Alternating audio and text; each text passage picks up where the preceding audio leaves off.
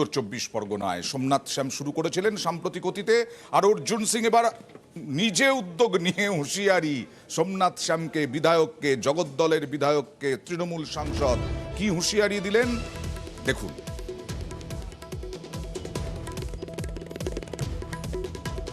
আমার এগেনস্টে 10 দিন ধরে বলে যাচ্ছিল, আমাকে পার্টি বারণ করেছিল, আমি একদিনও এইসব কথা বলিনি। আমি শুধু পার্টির কাছে আবেদন করব, এই যারা দলের ক্ষতি করছে কিছু সো কল্ড লোকেরা, তাদের শুধু সিকিউরিটি তুলে দিক, এরা দলের বিরুদ্ধে কেউ কারো বিরুদ্ধে বলবে না। এরা তো দলের থেকে ফায়দা নিয়ে দলের এগেনস্টে কাজ করছে, এদের সিকিউরিটি তুলে দিক, তাহলেই দলকে যে খাস্তা করছে, বিজেপির হাত মজবুত করছে, সবটাই বন্ধ হয়ে যাবে। এর পাল্টা কিছু সোমনাথ শ্যামের বলার আছে কি তা জানতেই আমরা বারবার ফোন করেছি জগদ্দলের বিধায়ক সোমনাথ শ্যামকে।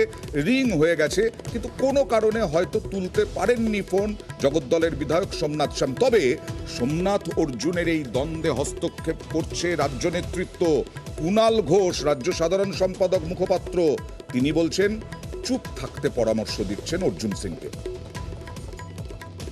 অর্জুন বাবু কি বলছেন, কোনটা দলের বিরুদ্ধে, কোনটা দলের পক্ষে, এগুলো যদি না জেনে অর্জুন সিং এই ধরনের কথাবার্তা বলতে যান, তাহলে আগে উনি নিজের এলাকাটা সামলান। ভোটের আগে বিজেপিতে চলে গিয়েছিলেন, তখন তো দলের প্রতি দরদ ছিল না।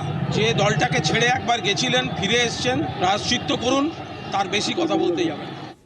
আর এই দ্বন্দ্ব ইতি টানতে বললেন ফিরহাদ হাকিম। অনুরোধ করব, দলের যদি কোনো সমস্যা থাকে, পার্টি অফিস আছে, সুব্রত বক্সী আছেন, অভিষেক ব্যানার্জি আছেন, তাদের সামনে কথা বলুন। দয়া করে স্টেটমেন্টের লড়াইয়ে যাবেন না। দল এখন একটা খুব বড় লড়াইয়ে নামছেন, সুতরাং আমাদের সবাইকে ঐক্যবদ্ধ হয়ে সেই লড়াইটা লড়তে হবে। আমাদের আরও বড় লড়াইয়ে যেতে হবে মমতা ব্যানার্জির নেতৃত্বে, যারা ছোট বড় সবাই একসাথে মিলে লড়াই করব।